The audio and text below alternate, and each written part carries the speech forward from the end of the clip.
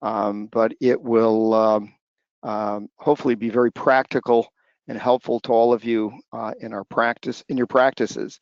We're going to focus on Hispanic estate planning, and I'll introduce Sonia, who's our primary speaker, in a moment.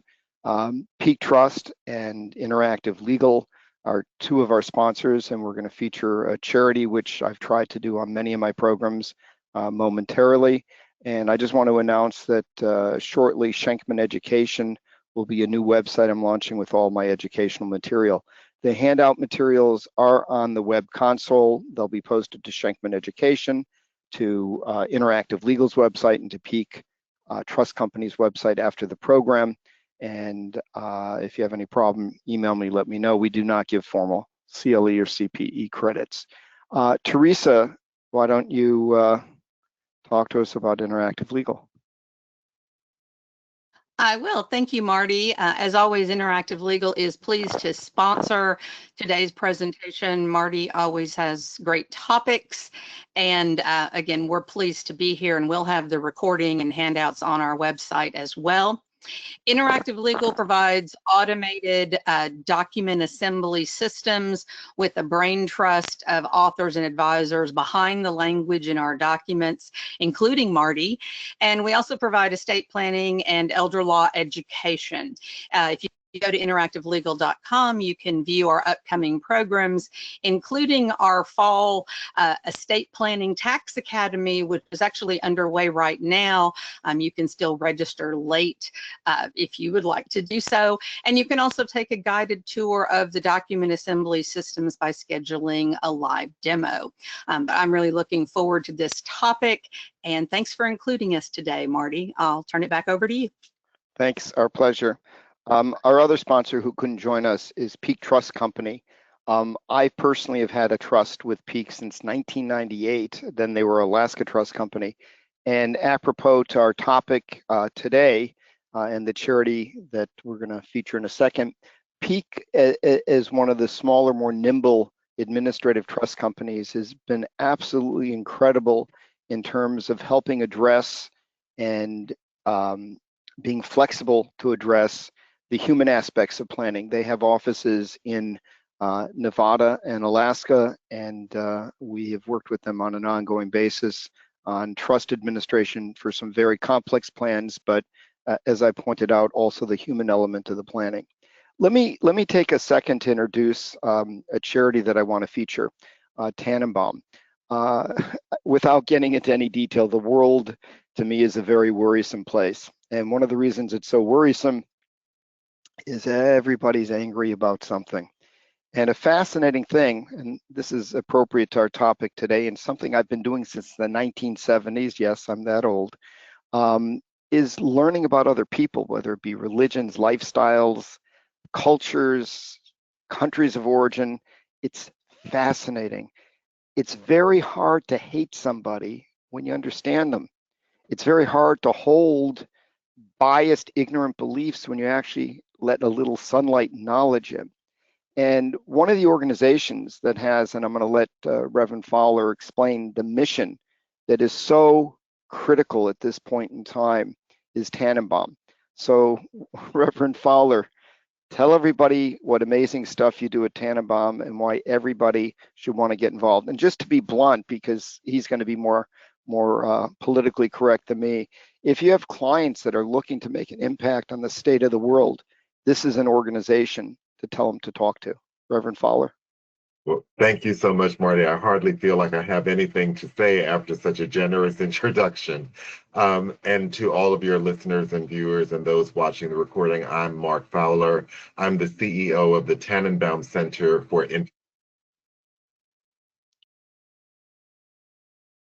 and non-sectarian not-for-profit. Our mission is to combat religious prejudice, to promote justice, and to build respect for religious differences in the 4 program areas that you see on your screen.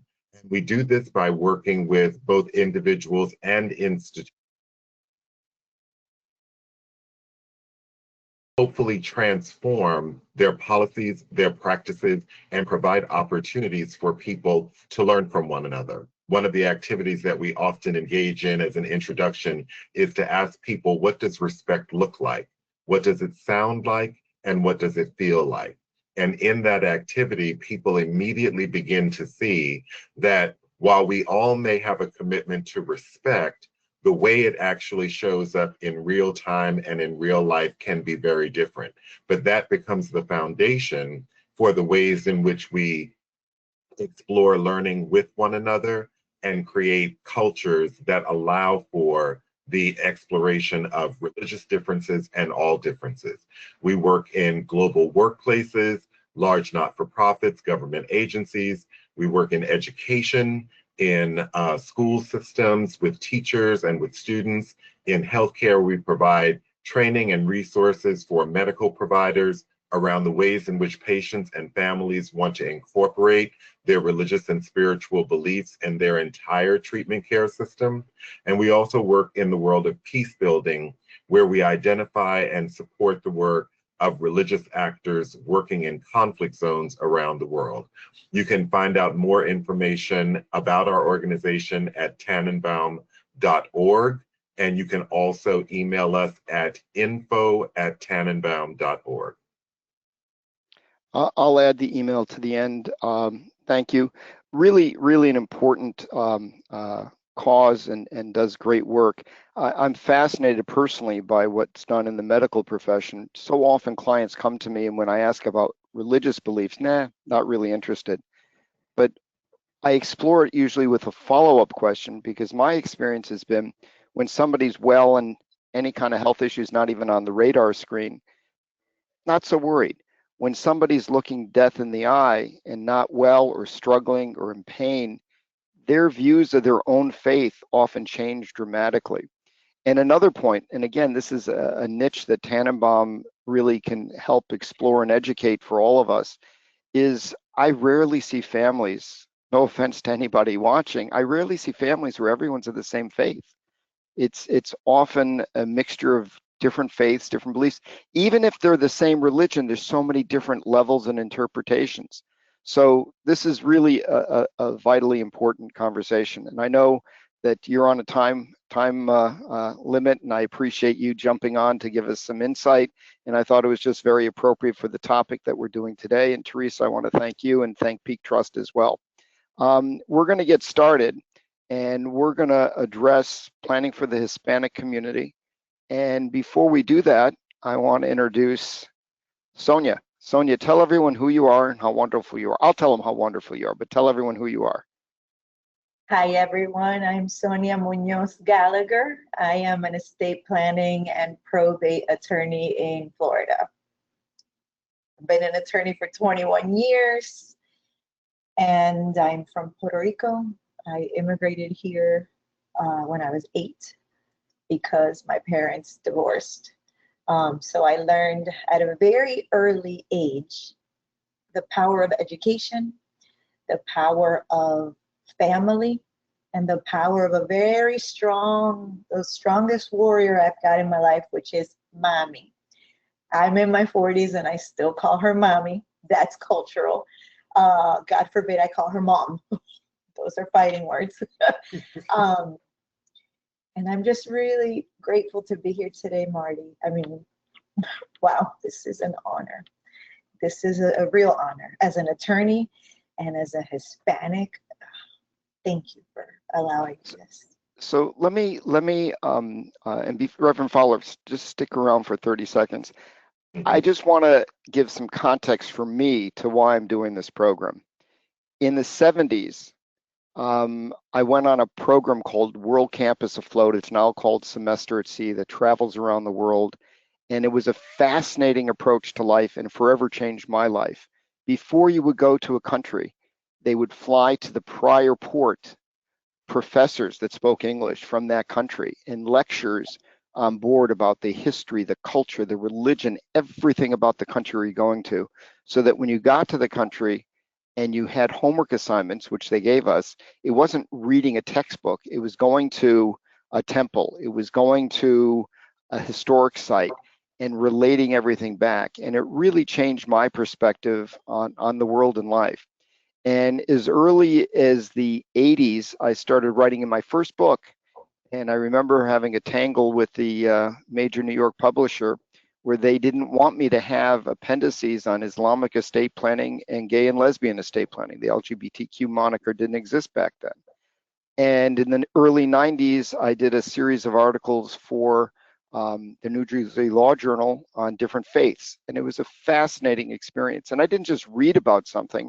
I'd go and I'd spend a day or more at a temple and talk to really knowledgeable people and work with them on these presentations. And I've continued that. If you feel that there's any faith, culture, religion that's not, that I haven't done a webinar on to help create these materials, to help estate planners and practitioners and people, let me know. Volunteer to help me like Sonia did. I kind of snookered her into this, but I'm happy to do programs on any topic that you feel I haven't covered. So I wanted to say that. So Sonia, tell us a little bit about the Hispanic community, and then I'm going to tell you something about me after you give us some introduction. So number one, I'm super happy to be able to do this. This is amazing. You don't have to sneak me into doing this at all. Oh goodness, what can I tell you about the Hispanic community? How large is the Hispanic community? Does it have any economic clout? Why should people be, I mean, apart from just humanity, why should people practicing estate planning, tax planning, financial planning, why should they be interested in this segment of the population? Well, it's about 20% of the population. 65 million people. 65 million. Yeah, I think that's on the next slide. You can open that slide. It's one of the fastest growing components of the US population. And in order to better help clients and work with colleagues, it's helpful to have some understanding. Tell me about the grandmother on the slide. What's that about? Let me see. You had a story you told me about a grandmother insisting on bequeathing something to every child, even one she's been alienated from for years. Oh, okay. Okay. I'm sorry. I didn't have that in front of me. Okay. So. No worries. In the Hispanic community, there are grandparents that typically, you know, I've seen this firsthand where they want to skip generation, basically. They want to leave things to the grandchildren. However, there's a lot of misinformation in this community. So they'll say it out loud, or they'll say it to the child, to the adult child, this is to go to the grandchild, but then nothing is written. So the biggest problem in this community is lack of information. And it's lack of trust. There's distrust, not trust as in revocable trust, that also, but there's a lot of distrust because of where they're coming from, because of what they have experienced when they immigrated here, because of what they've seen on TV, because there's a lot of, oh, the neighbor told me. So like I mentioned to you earlier in one of our conversations, with this community, it's not really about impressing them with your credentials or where you went to school or all of your diplomas.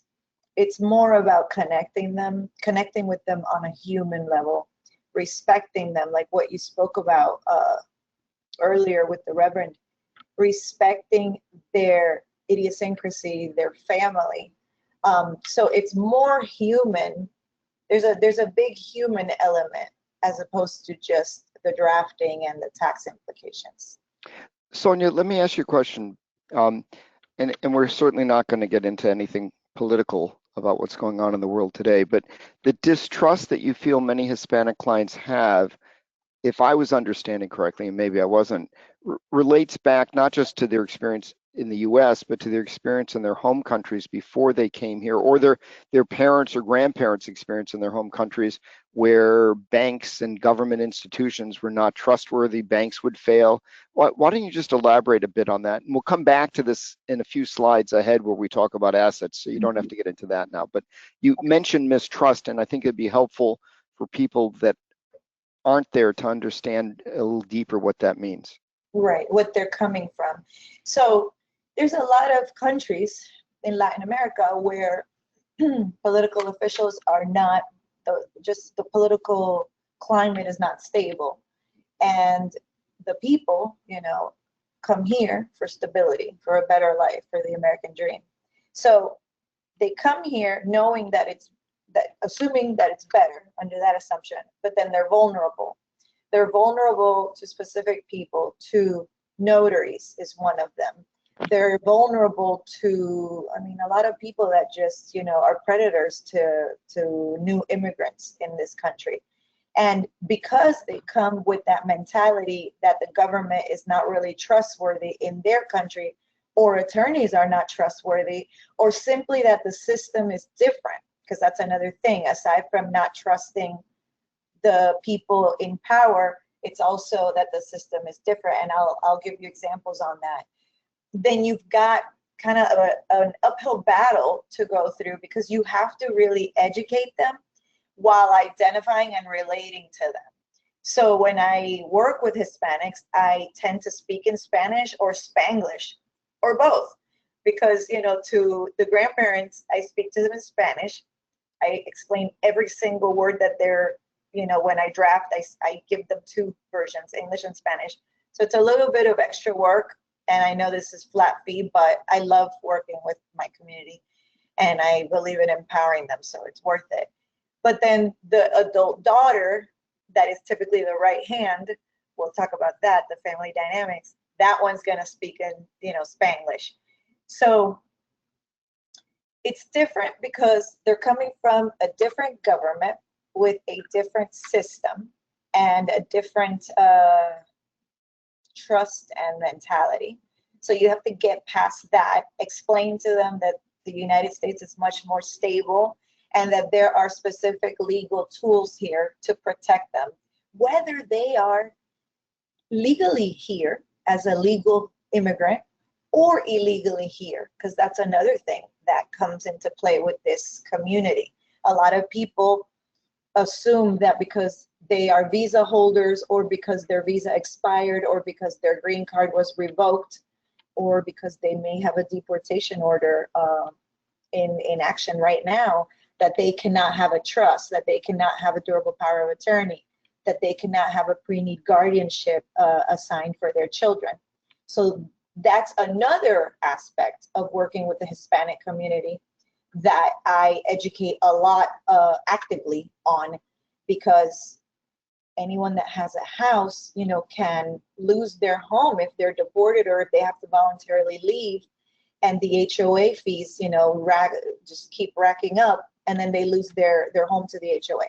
So it's specific tools that are available to them that are not necessarily like a complete estate plan, but that are extremely powerful in helping them.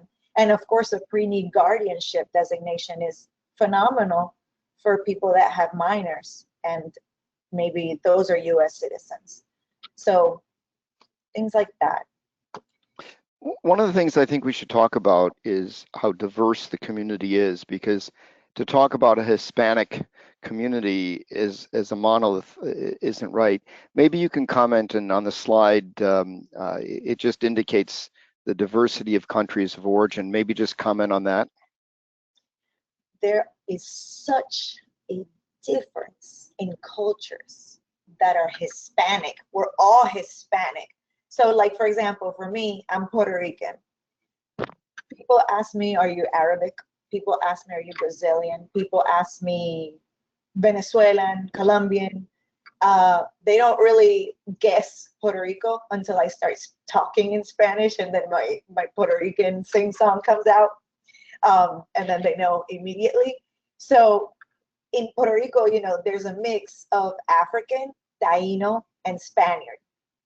And of course, there's Jewish, there's Arabic, there's a plethora, but the majority of the blood of the DNA is those three: African, Taino, which were the natives, and then Spain. I am more Spain, obviously, so, but I have family members that are redheads with green eyes. And then I have family members that are, you know, darker skinned. So it's a whole spectrum of colors, which is why it's so awesome.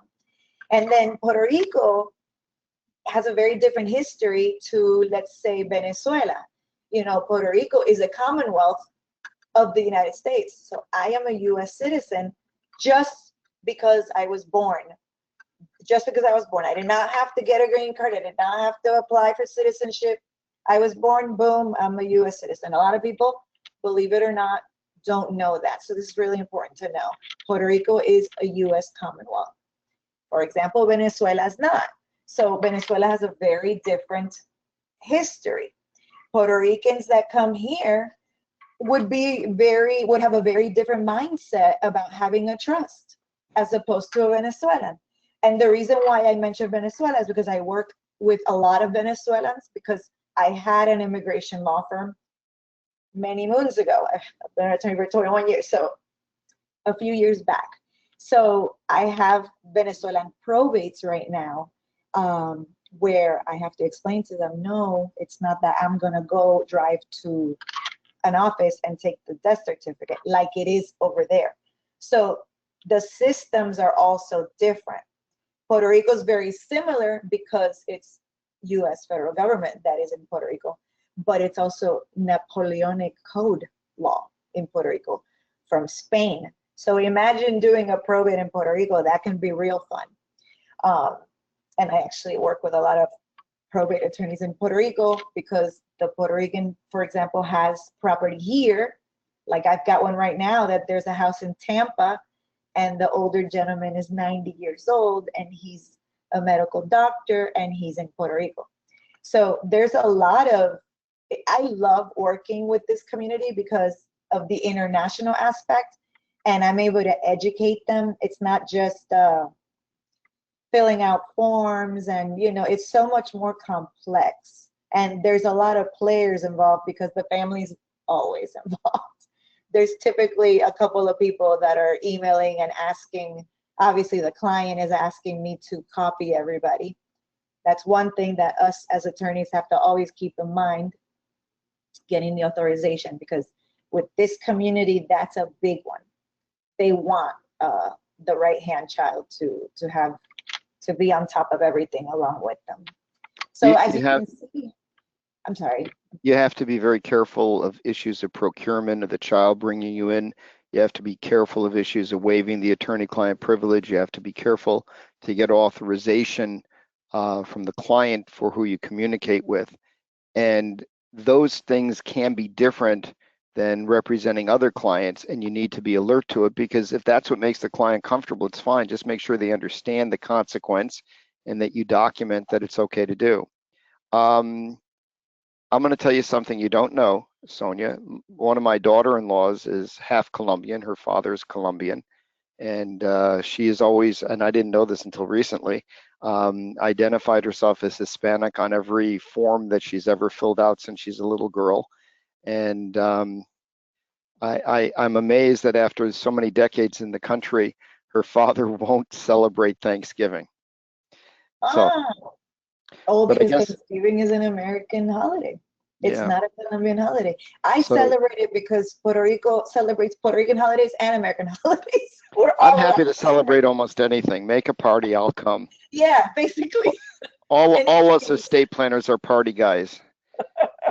All right, let's go on and talk about the population a little bit more. We had already said that it's 65 million people, 20% of the population. That is a huge demographic, and cannot be ignored by any practitioner in any field, because this is if it's not already a large part of your client base, it's gonna be. But I wanna and forgive me everyone, but we had, based on the prior exemption, it's now in 2026 going to be 15 million supposedly permanent, whatever that means in Washington.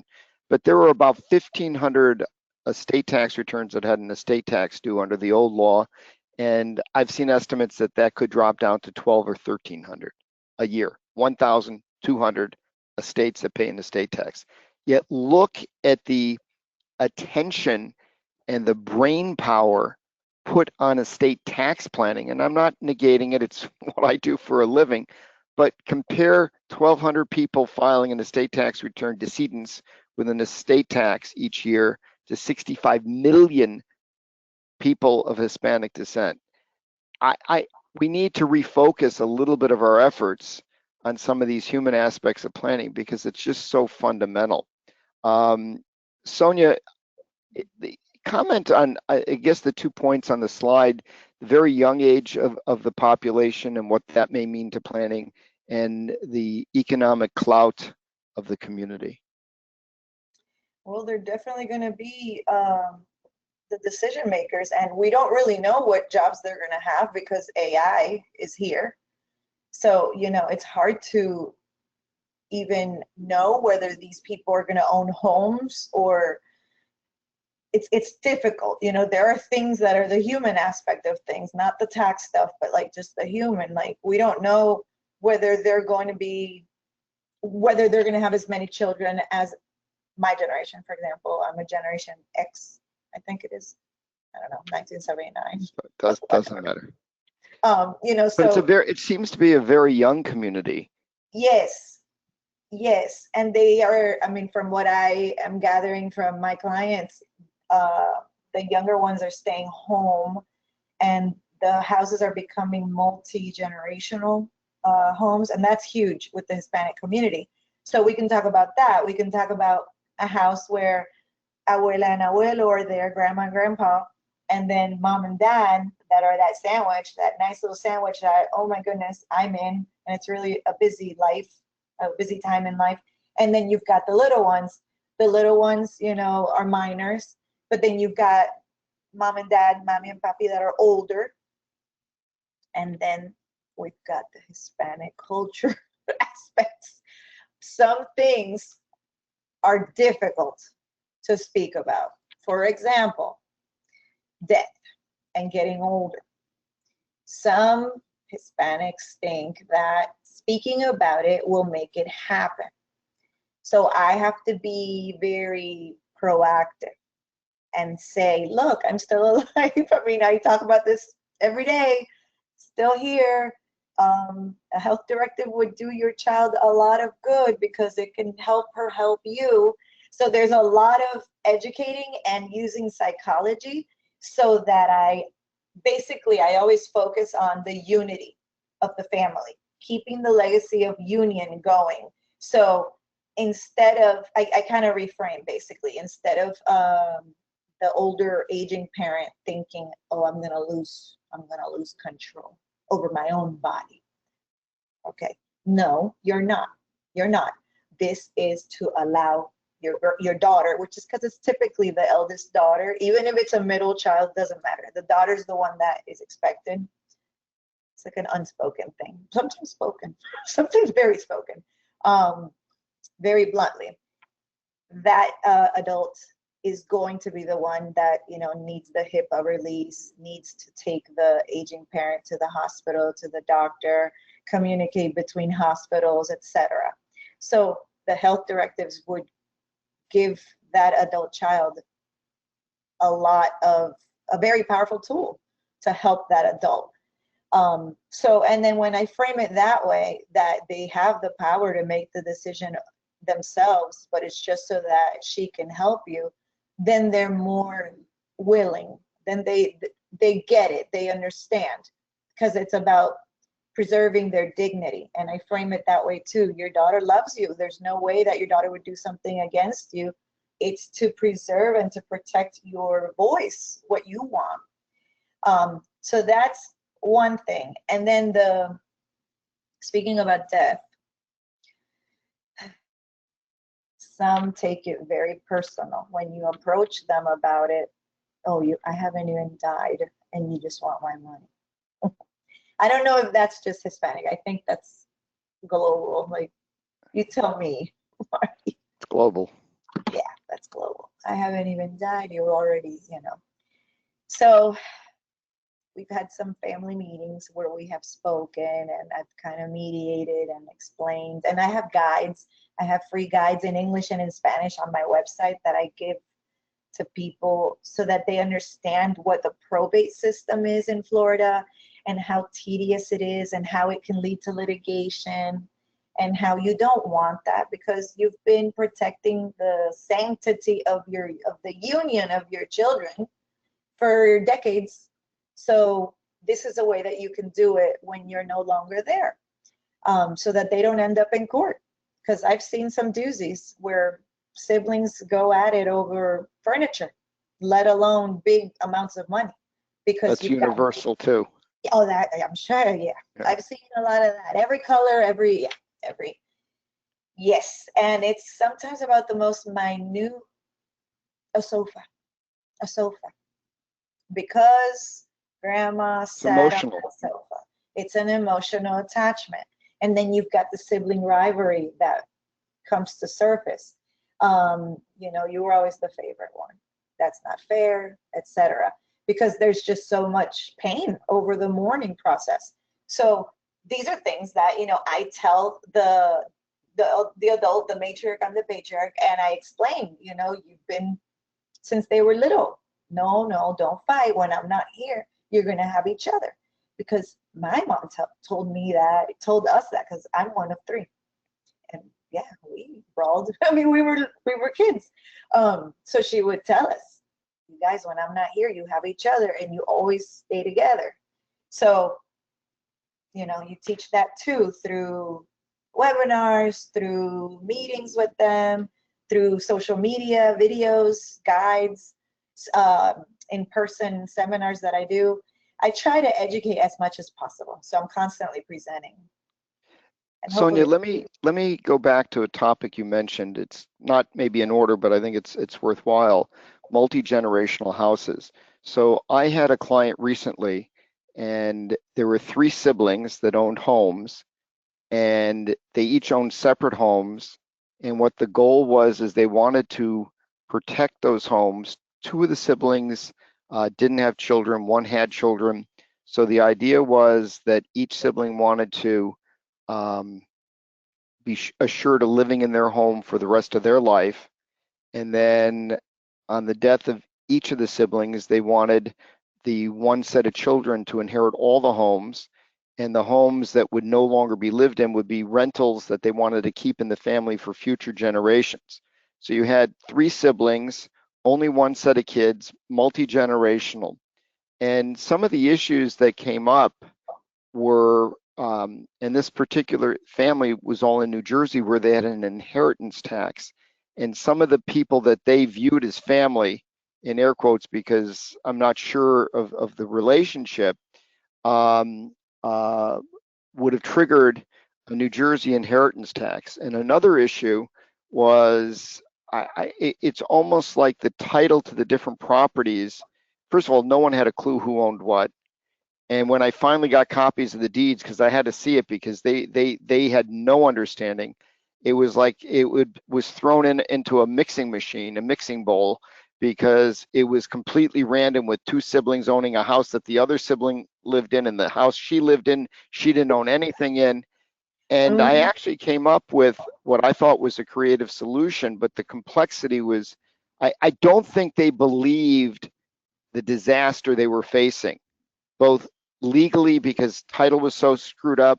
From an insurance perspective, I was worried none of their insurance might be valid, because who's living in which house? Is it rental? What is it? And what I had proposed was creating a dynastic trust, putting all the houses in one trust, because everyone, you know, there's no, you know, the estate tax exemption, the gift tax exclusion are so high, and the GST exemption is so high, they could have put everything into a dynastic trust, have some detail about whatever it is that they wanted.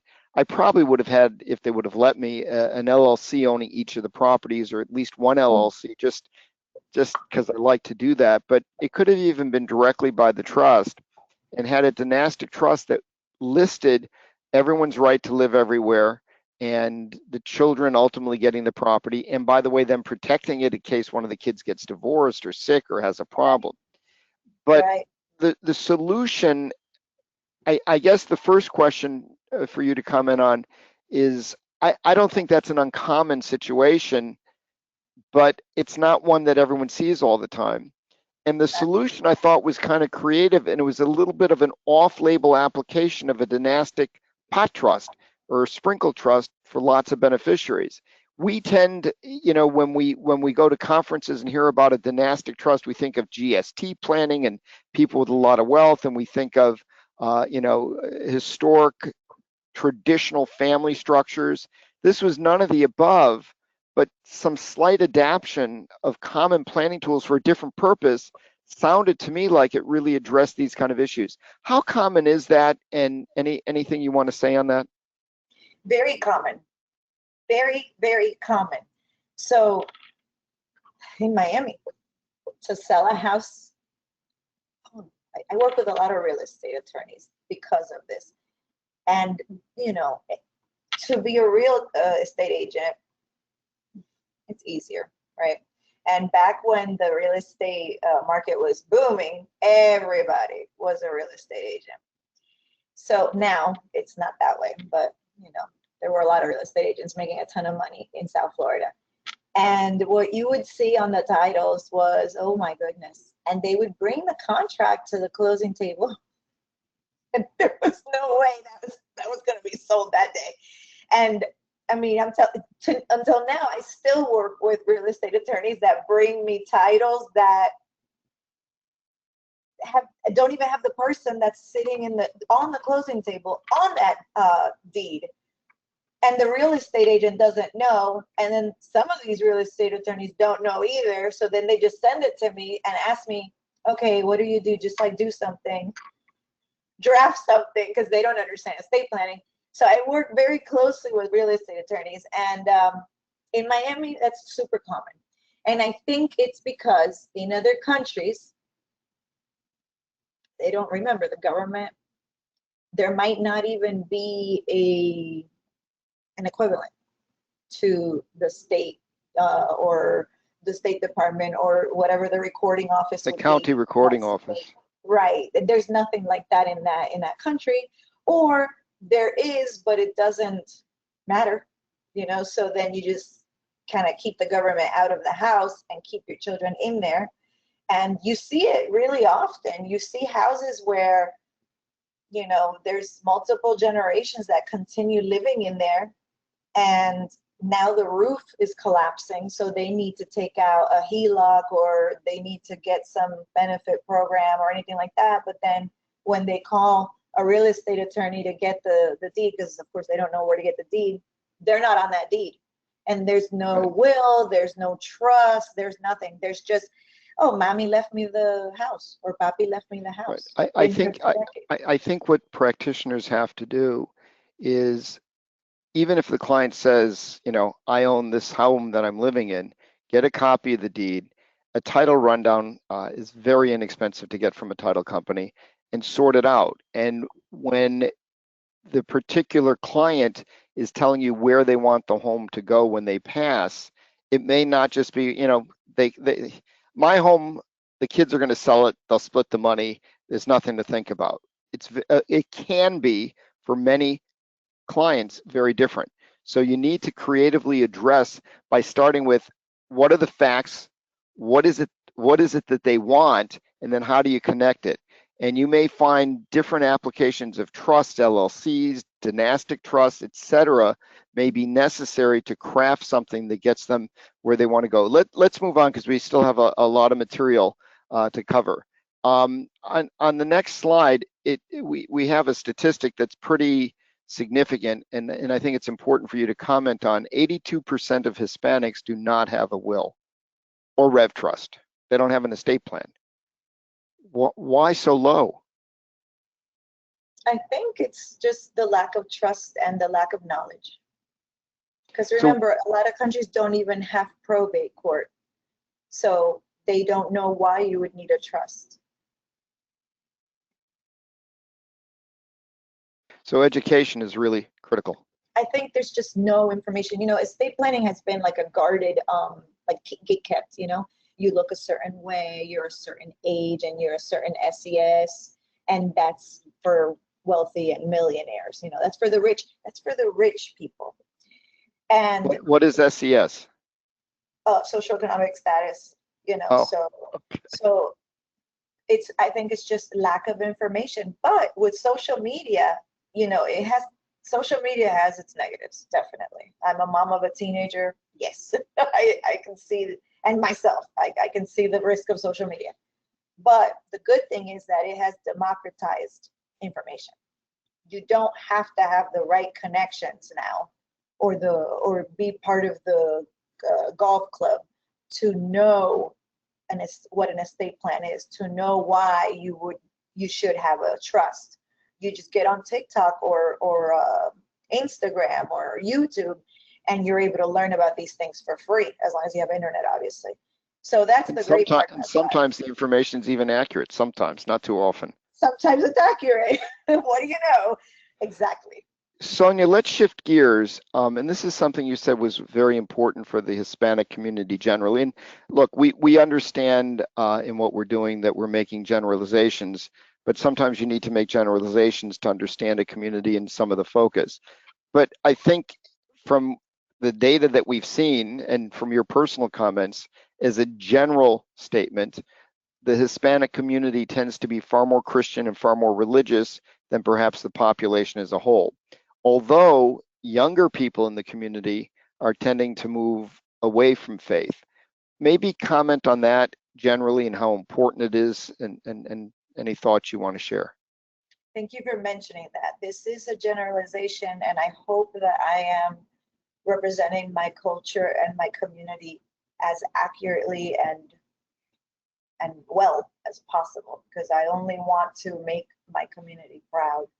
So I hope I don't say anything that is offensive in any way. But yeah, we believe in religion is big and Christianity is big. Of course, there's Jews that are Jewish and Islamic and Buddhist and other religions, but Christianity is a big section just because of history. The church would go and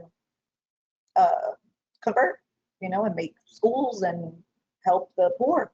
So of course, and then there's the community aspect. You go to church to socialize, and Hispanics tend to be all about family. So then you go with your whole family, and then you end up, marrying other people in the religion, and then it just continues, and it's part of the structure of society. You go to church on Sunday, it's part of your routine. So I think that might be why it's a big deal, and it does take a big role in the way you raise your children, in the way that you see life, and in the way you see health directives.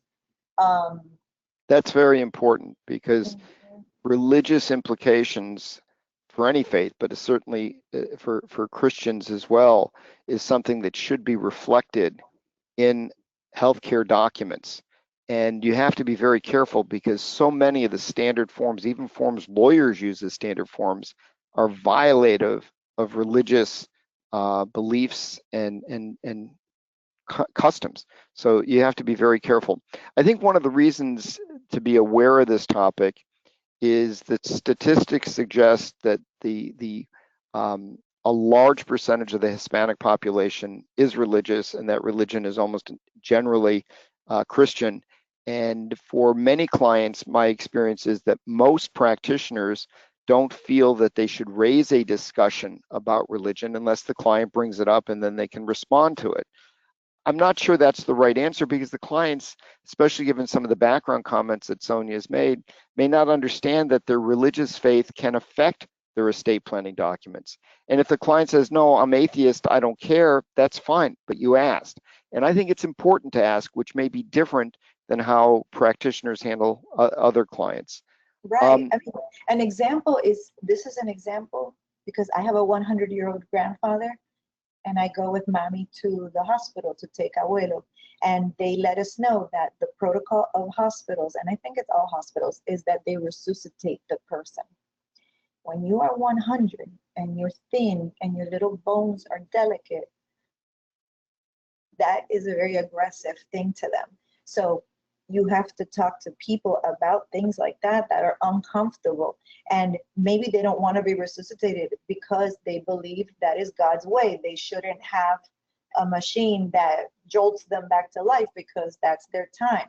You know, so I tend to talk about very delicate things with people. And I think that as attorneys, it's not just like forms, you know, this is about protecting them. And to protect them, you have to get to the real stuff, because only if they feel comfortable with you and trust you will they tell you, the uncle is an alcoholic. I don't want that uncle going near my child. Or, you know, like anything. Or my daughter has a gambling problem. Or I don't like the boyfriend. I need to protect my daughter because I think that's going to be a divorce waiting to happen. So only when they feel open, like when they feel safe with you, will they divulge the information that you need. You didn't call my mother-in-law to find out how unhappy she is, did you? So one of the areas that faith is very important, Christian religious beliefs and doctrines, and there's a lot of variability, and we're not going to get into it, but is in nutrition, hydration.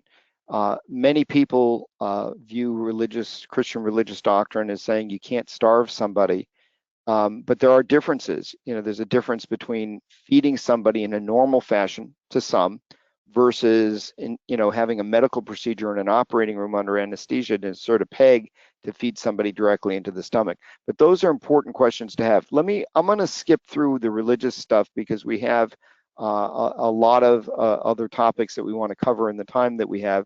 But I do want to point out that on the slides, there are some comments on Christian considerations for estate planning and how it affects different legal documents in the estate planning. There's also, in addition to healthcare considerations, charitable planning, very, very common for people of faith to want to make a bequest. And I think it's important to just point something out. It may help the client of faith feel they're doing the right thing to leave a bequest and to even state, I am leaving this bequest because I want to demonstrate how important my church was to my life and how I want you to continue these traditions. You can say that in a document. Too often we as planners get involved in harvesting highly appreciated stocks to donate to charity or using a non-grantor trust for charitable donations. But in many cases, it's just a bequest to make a point that's really important on a human level to the client.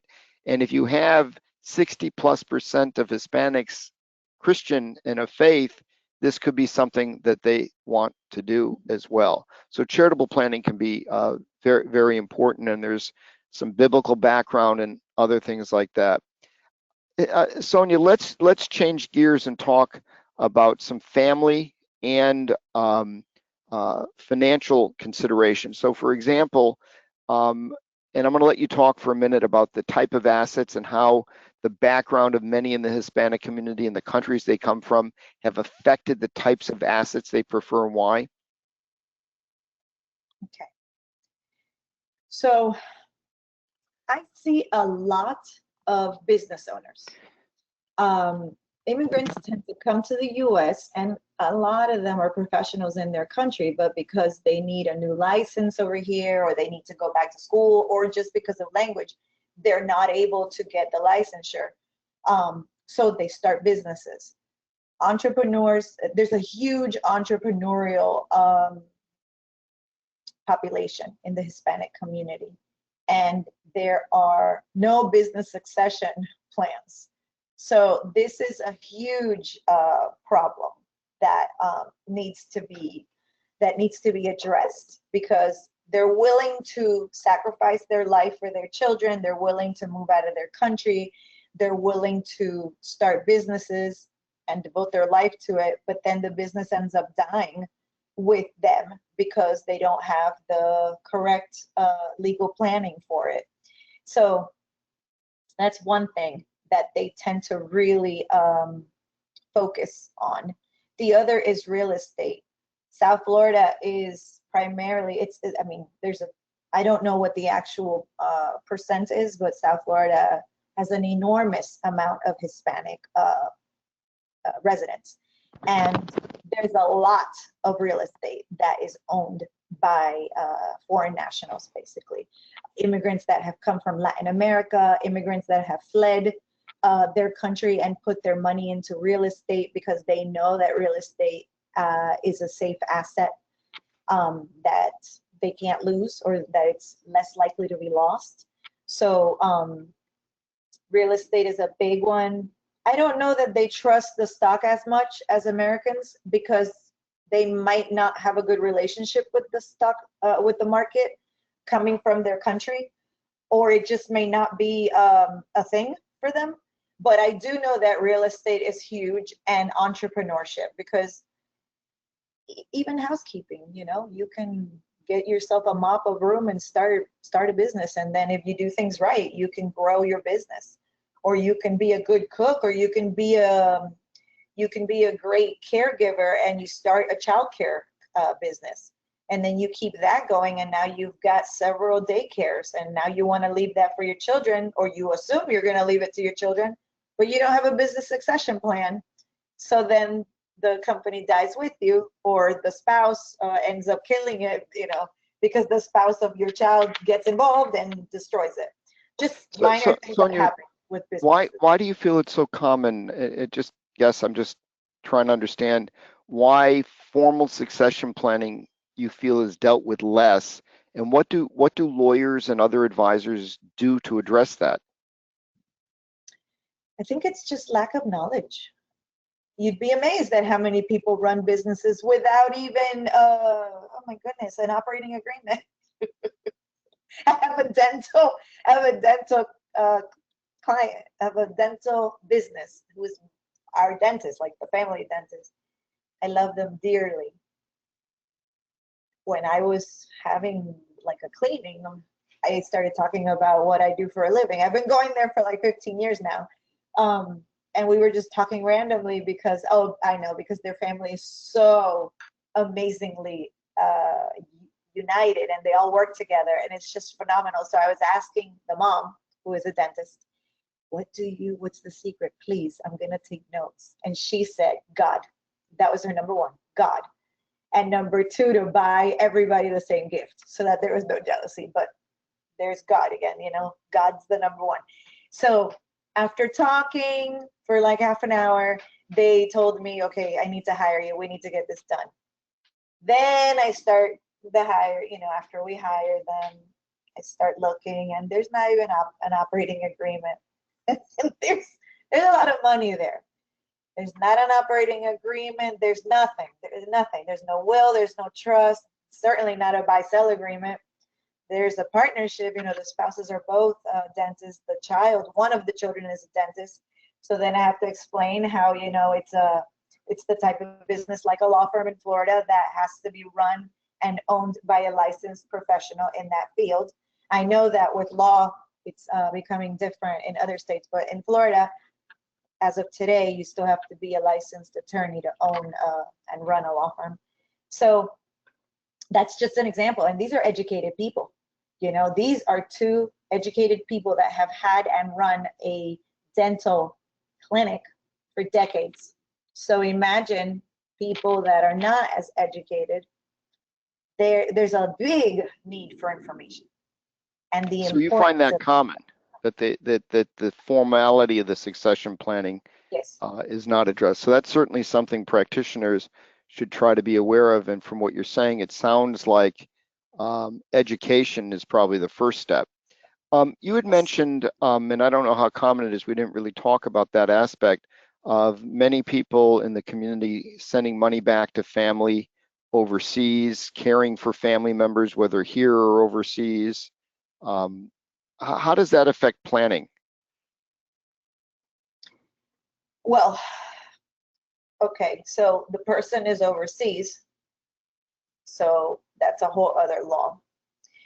So what I have done is, for example, I've got a client that has children here, and mom and dad are in another country in Latin America.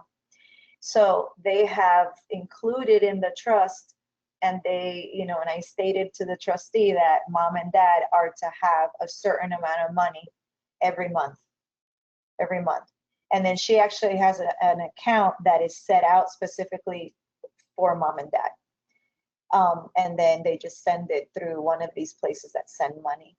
But because mom and dad are probably gonna pass away over there because of, you know, immigration status, they can't come in here. So it's a little complicated when there's family outside, and it gets even more complicated when the person passes away out there, and then the survivors are here, or both, in and out, and then the assets are here.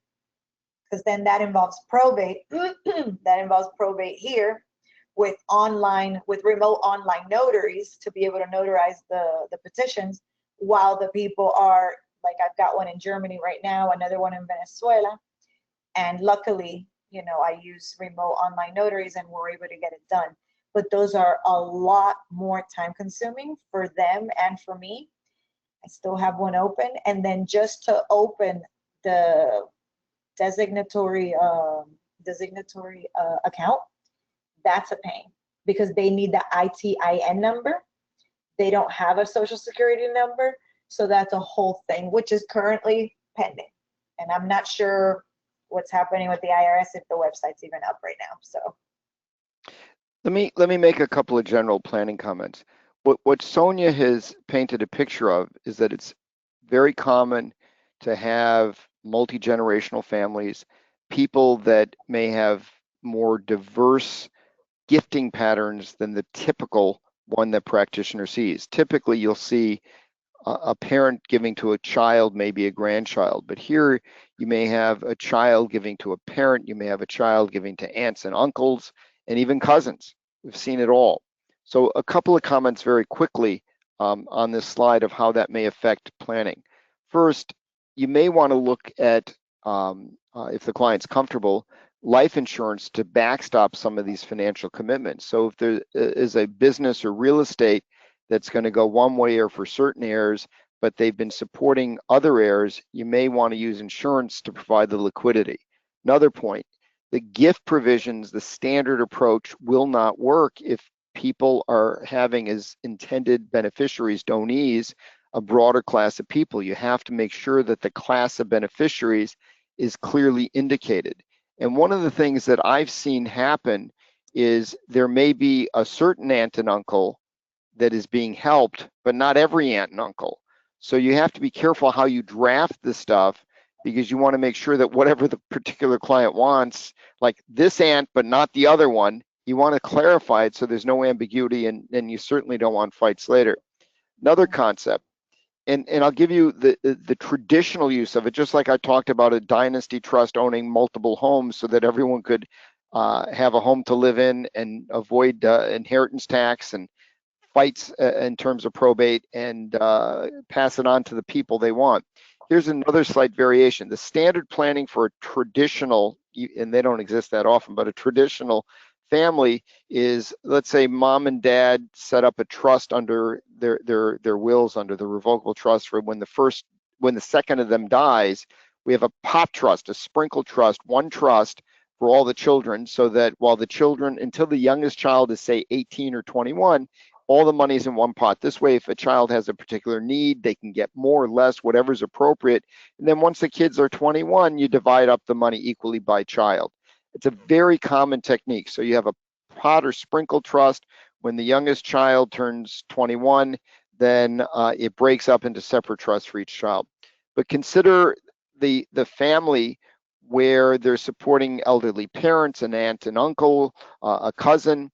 You may want to take this sprinkle trust, even if they have no children, and have that trust last, if there are children, not till when the youngest child is age 18, but to when the later of the youngest child is age 18, or these enumerated people that we're supporting and helping die.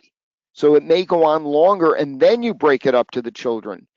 You could theoretically have separate trusts for the children supporting all these people, but that can get very complicated. And if the children are trustees of their own trusts, how do you know they're going to really do it? So the parents may feel more comfortable naming a friend or another family member, a combination of people as trustees, having that broad category of beneficiaries or distributees, and then have the trust end when they all pass and the kids are of age. Two other really quick points.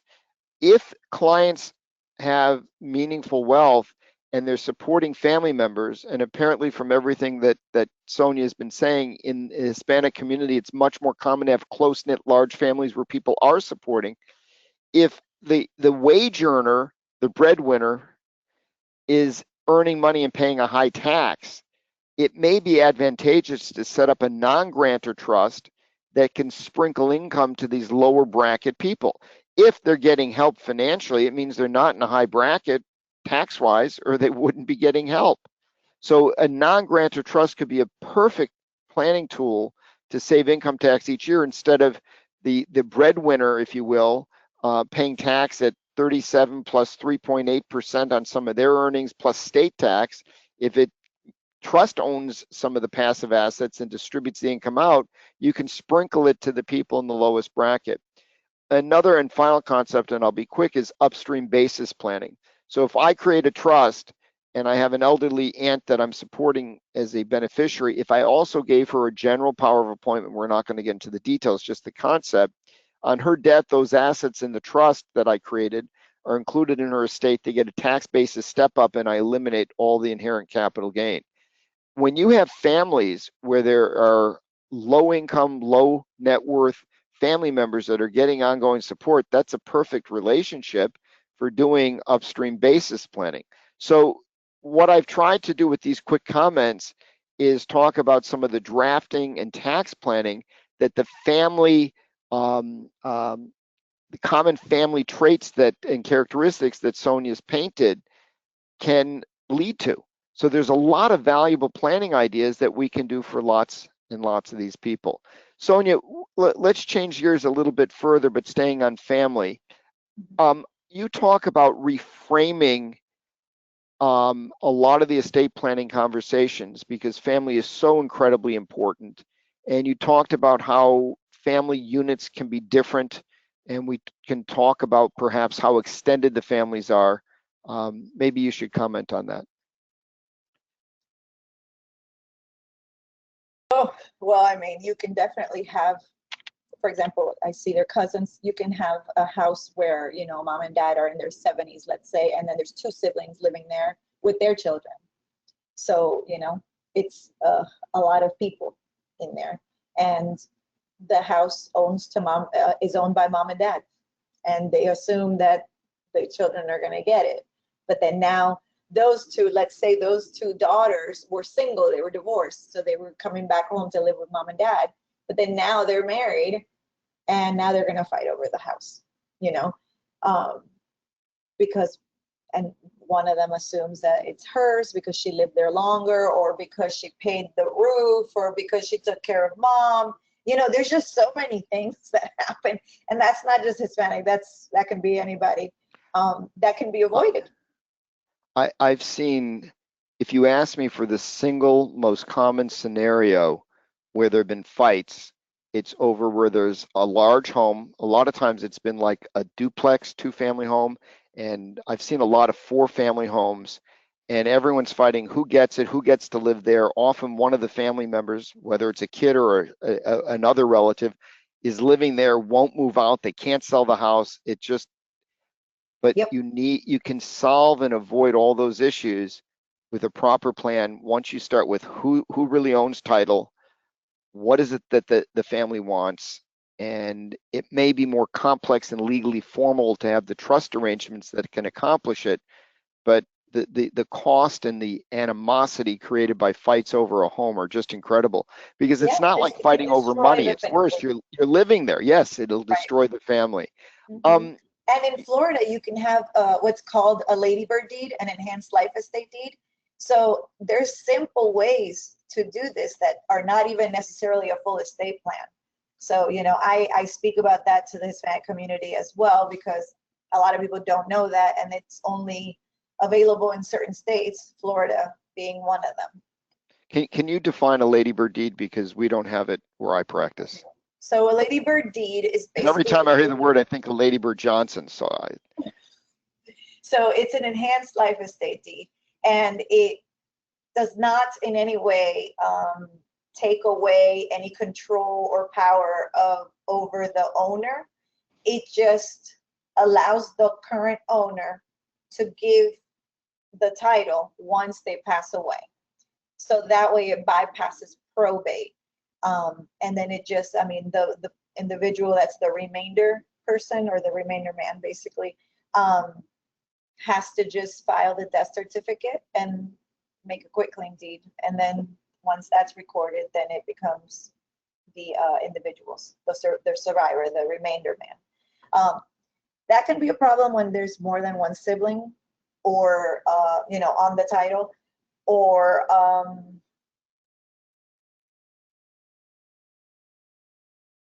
I mean, I see that as that being the problem, you know, because then you have to have a partition. It's a whole thing.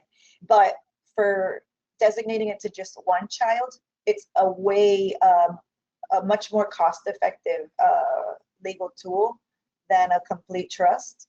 And it can be really good for someone that's all they have, you know. Sonia, one of the things that you said when we were planning this program about the planning for the Hispanic community is changing the frame. I'm going to just read what you wrote and then let you comment on it. Estate planning isn't about preparing for death. It's about protecting family unity and honoring legacy. Why don't you just elaborate on that for a minute or two? So the way that I can have this job, which is, you know, around death, because you're planning, or someone has passed away that you loved, I assume, or is very close to you.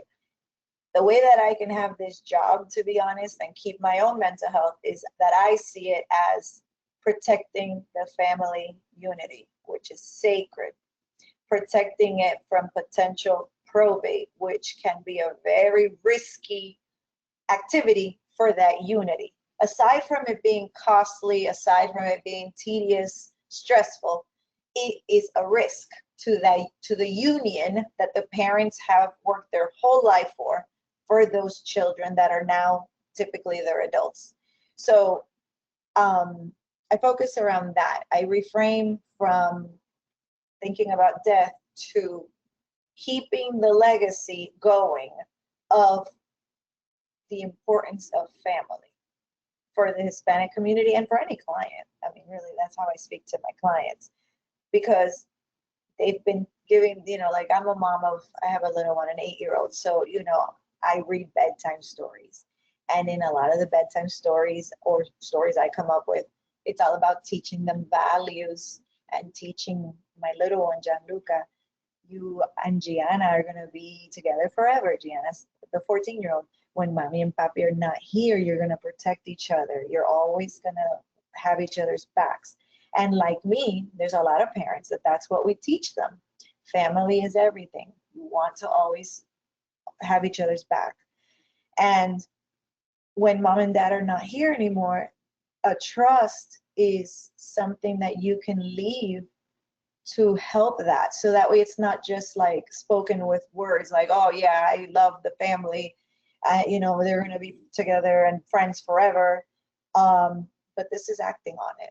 This is not just saying it out, you know, saying it to sound good. It's taking action. Learning that you can do that, because you have to know so that you can do better. And then doing it, you know, and not being afraid that because you do it, you're going to die, because it doesn't work that way. That's just a taboo or a superstition. Sonia, another thing you mentioned, and this is quite different than most of the clients that I see, the strength and dominance of family and reframing the conversation. One of the things you mentioned in that context, and we've already talked about the ethical issues, we can skip that, but just comment on family meetings and how you find that helpful and how common you find that in the Hispanic community. So that's very common. I receive emails from the adult child a lot. I need a consultation because mommy needs Medicaid, and mommy needs, you know, they Google something, mommy needs Medicaid, mommy's getting older, I need this, right?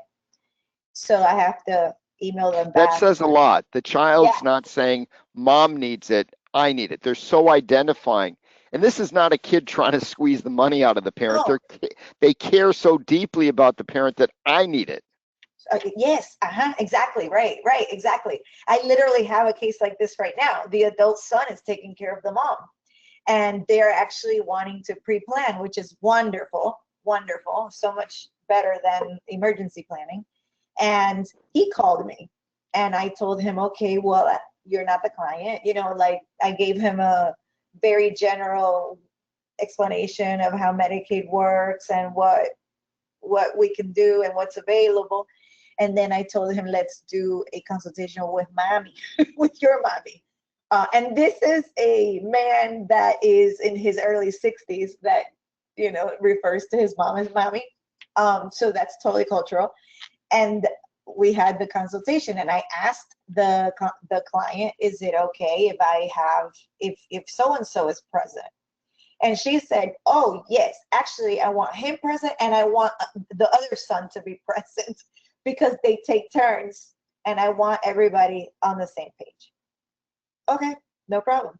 So, you know, there's waivers, there's things that need to happen with other clients don't need to happen. And then there's the cultural differences too in the Hispanic countries. One country might be matriarch, others might be patriarch. Oh, and machismo. Machismo can get involved. So that's a lot of psychology and cultural sensitivity that I have to apply because I understand machismo. I understand it. How can I recognize the difference? What would I do? I'm sure I would say all the wrong things. A super easy way. Who's talking the most? Who's talking first? Who's asking the questions? You know, in some of these situations, the woman doesn't speak. So I have to, you know, I have to start conversations with the woman to make sure she's on the same page, to make sure she's understanding what's happening, you know, to kind of like even out the situation. Sometimes I've been told by the man, no. I'm the one that pays. She's not gonna, she agrees. Oh, that's dangerous. You better believe it. So that's gonna be, you know, that's gonna be me looking further in there because I don't like the sound of that. And you know, when it's something that I just don't agree or get a very bad feeling, I don't work with them. I don't work with everybody, you know. That's the wonderful thing about owning your own firm. You get to choose who you work with. Sonia, we're going to have to wrap up soon. I see your partner behind you. Yes, the tail. My favorite paralegal. Paralegal. Comment on language. I don't speak Spanish. I have no knowledge whatsoever. What do I do in these circumstances? Okay. So I guess I have to hire you as co-counsel so that we can address the language. That's what everyone should do. But awareness. what can be done? And one of the things I've seen happen, which is very disturbing, people will go and feed documents into AI and have them translated. I don't speak whatever the other language is. I have no idea how inaccurate, I didn't even use the word accurate, inaccurate those translations are. Yeah, just comment on language. And they're very literal. And Spanish is backward to English. So English is Germanic, Spanish is a Romance language, and the sentence structure is opposite. So when things are being translated from English to Spanish, they're literal, so the sentence structure is wrong, and the meaning can be very different, you know. And with drafting trusts and translating them and summarizing them, it's all about the words. So there's a lot of liability. I would not be using AI or ChatGPT or any of these to translate. I would definitely use a live translator that, you know, can properly licensed. Yeah. One of the things you told me is that some of the concepts that we have here don't exist. Right. To translate. You know, do we have a GST allocation? How do you translate that? Don't answer that. I don't even want to know. But what do you do with some of the concepts? You can't really translate word to word because they may not exist. right? So what I do is I actually apply my mothering skills. So my little one, he doesn't want to speak Spanish. Okay. He's lucky. I'm very persistent. That boy is going to speak Spanish. So when he doesn't understand what I'm asking him in Spanish, say it in English. No, I don't speak English. Because that's the only way. You gotta force them to learn it. So then he tells me, explain it to me, the word, whatever word he's not understanding. So then I explain what that word means. So I do the same with adults, with these legalese terms also, even in English. I don't really speak in legalese. I find that in my personal experience, when I was a younger attorney, I needed to speak the language, because I looked younger, I guess, so there is a little bit of age discrimination in the law. So you have to, speak a certain way, or you feel that, especially as a woman, especially as a minority woman, because remember, I look the way I look, so I have a different experience. But now that I've been doing this for over 2 years, over 2 decades, 2 years, 2 decades, I don't speak in legalese. When I present in English and in Spanish, I start out with, check me if I say a single word that you don't understand. If I drop a legalese word in here, please immediately interrupt me, because I don't like using it. I don't like speaking at you. I'm not doing that. I don't want to intimidate you. I don't want to make you feel like there's dumb questions. I want plain English or plain Spanish. So that's how I work with them. We're going to have to go fast because we're going to have to wrap up in a couple minutes. I think we've talked about the depth of cultural values, the importance of the church. You mentioned when we spoke a common situation of the oldest daughter being a caretaker. Can you comment on that? That's definitely a cultural expectation. The machismo gets involved, just life kind of, women tend to be, I don't know if that's going to offend people, but I think women tend to be. Go for it. Everybody offends everybody nowadays. Just say it. Oh, that's true. Exactly. I mean, I grew up with a very tough skin. And I'm so thankful, because I value honesty. I love it. So yeah, the women tend to be maternal, whether they have children or not. They're just more nurturing, and they're more willing and likely to take care of mom and dad, because it is hard to take care of anyone, but to take care of your mom and dad, who are the boss, because Hispanic culture also, my mom tells me what to do still, and tells me what I'm doing wrong on a daily basis, pretty often. And I value it, because I have her, and now I have my own children, and now I'm able to see it like a good thing. Like, she's leaving her legacy by teaching me these things and reminding me of these things, as opposed to when I was a teenager, that I saw it like, oh my goodness, I know everything, mommy. What so do you do? Do you adjust anything in an estate plan if the daughter, as opposed to the sons, or the oldest daughter as opposed to the other daughters, is going to be the caregiver? Do you provide for extra compensation or extra bequests? Do people do that? It depends on the situation. It depends on the money that's available. It depends on the expectation of the parent. A lot of parents expect it, and they're grateful, and they have the money, so then they compensate them, because sometimes that child has to give up their job, and they need money to be able to provide for their own children. So it's very situational. So we gotta wrap up, and I'd like you to do that. Why don't you take just a couple of minutes and try to summarize for people that are not familiar with Hispanic culture or background, what are some of the highlights of what they need to keep in mind when representing Hispanic clients? Hispanic community is extremely tight. So when you have one Hispanic client and you have a good experience with them, they will refer people to you. So that's a reason why you should listen to this. We give a lot of value to the relationship with the attorney.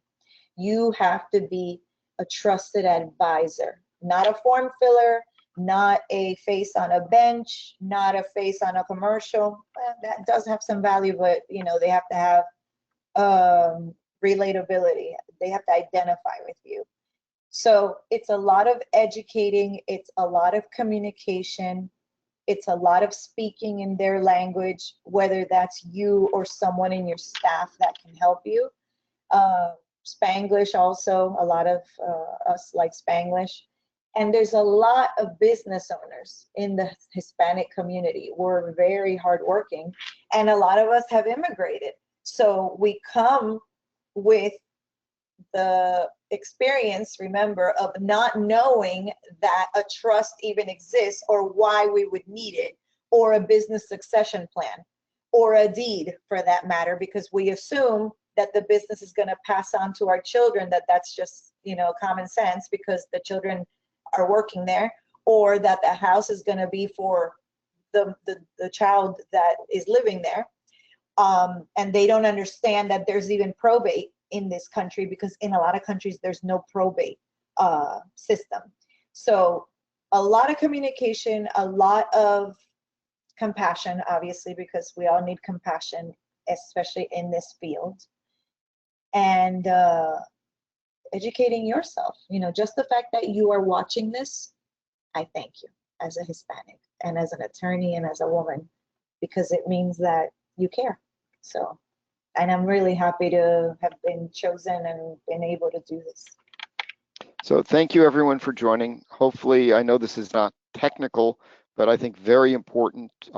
It's a huge part of our country and a huge part of everyone's client base or potential client base. And hopefully Sonia's thoughts and lens has given you some better understanding of helping Hispanic clients. And as I said in the beginning, in the introduction, I'm honored to have done this with Sonia. It was a great learning experience for me. We will create a pretty detailed article on this at some point and try to circulate that as well. And if you have other ideas for similar topics for different cultures or groups of people, please let me know, and I'm happy to help. Sonia, thank you everybody, and good luck.